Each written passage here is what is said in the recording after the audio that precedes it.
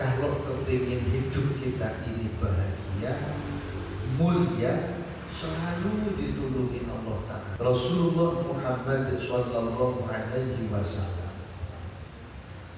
beliau bersabda ngeten, manit taqallaha asa qawiyan wasara fi biladihi aminah.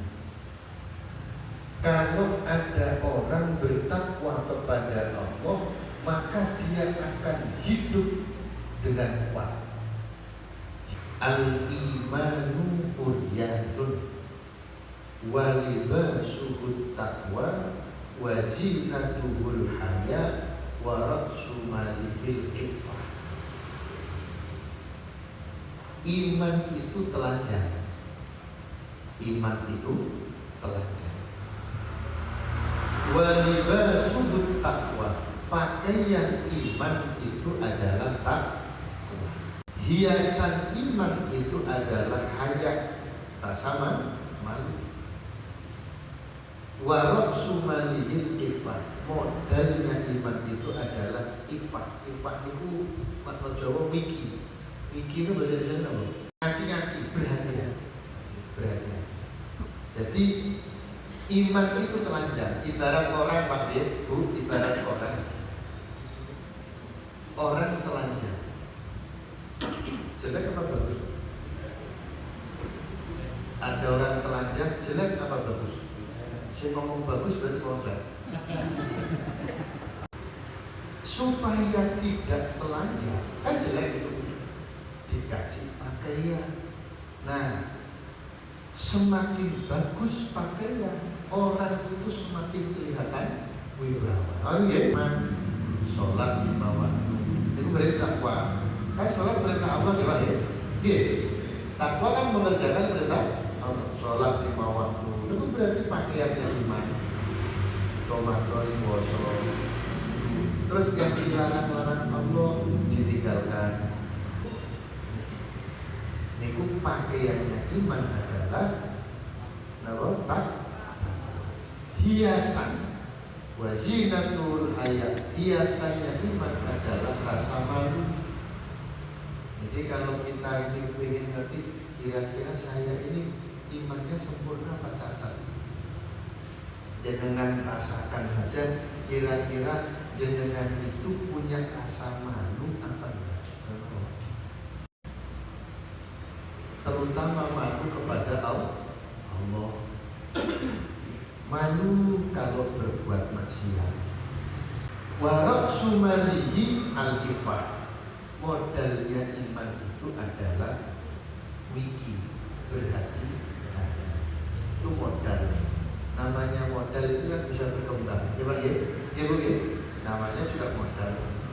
Kayak ada orang jualan punya modal, diputer-puter, insya Allah lama-lama ya berkembang. Kalau takwa. Yang kedua, wa'at apa ini? Wa'at bi'il hasanata tamimah.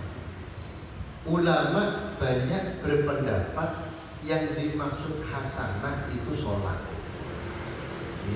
Artinya apa? Ikutilah segala kejelekan dengan sholat. Kan hadisnya ikuti atau iringi kejelekan dengan kebaikan. Yang dimaksud kebaikan itu apa? Sholat. Ini jumhur ulama berpendapat begitu. Ada hadis Rasul bersabda, man tawaddo'a wudu'i hadza thumma shalla dhuhra ghufira lahu ma taqaddama bainaha wa baina sholati subuh.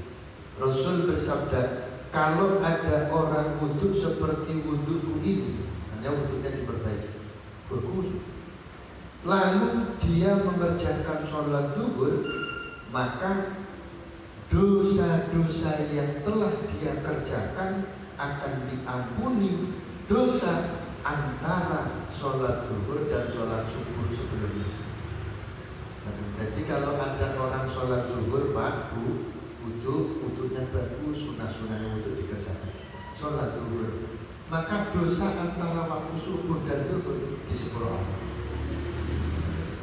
Terus tsumma sholal asra, kalau kemudian dia sholat asar, ghufira lahu ma taqaddama bainaha wa baina sholat zuhur. Kalau kemudian dia sholat asar, maka dosa antara sholat zuhur dan sholat asar diampuni oleh Allah. Makanya terus kalau jenengan sholat maghrib, dosa antara asar maghrib diampuni Allah. Kok jenengan sholat isya, dosa antara isya maghrib diampuni. Makanya Rasul bersabda kan di kitab Durratun Nasihin ada sholat 5 waktu itu ibarat sungai ada di depan rumah. Ada orang punya rumah di depan rumahnya di sungai ngalir, dia mandi 5 kali. Kira-kira saya nak bolotnya betul?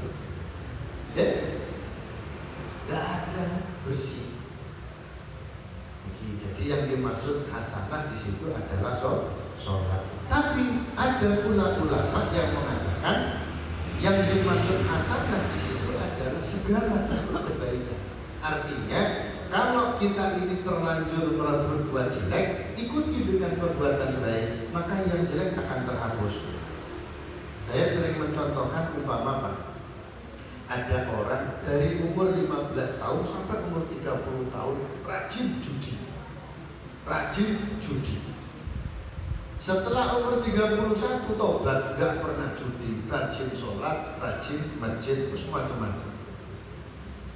Saya yakin ketika dia umur 15 sampai 30 dicap masyarakat jadi orang baik apa jelek?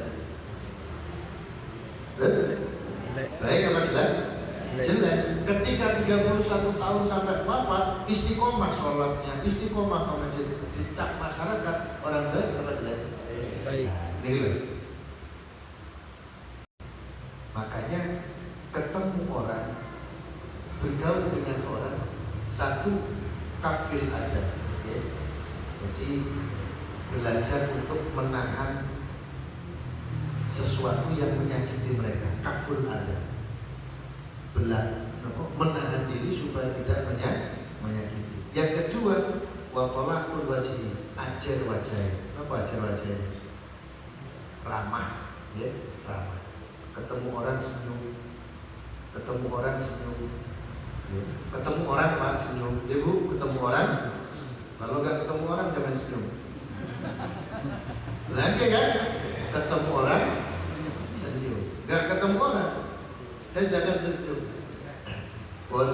Ini yang bisa kita kaji. Intinya moga dari hadis itu moga dipahami, jangan direnungkan. Jadi ada 3 hak yang wajib bagi kita. Pertama haknya Allah, kedua hak untuk kita lakukan mukallaf, yang ketiga hak terhadap sesama.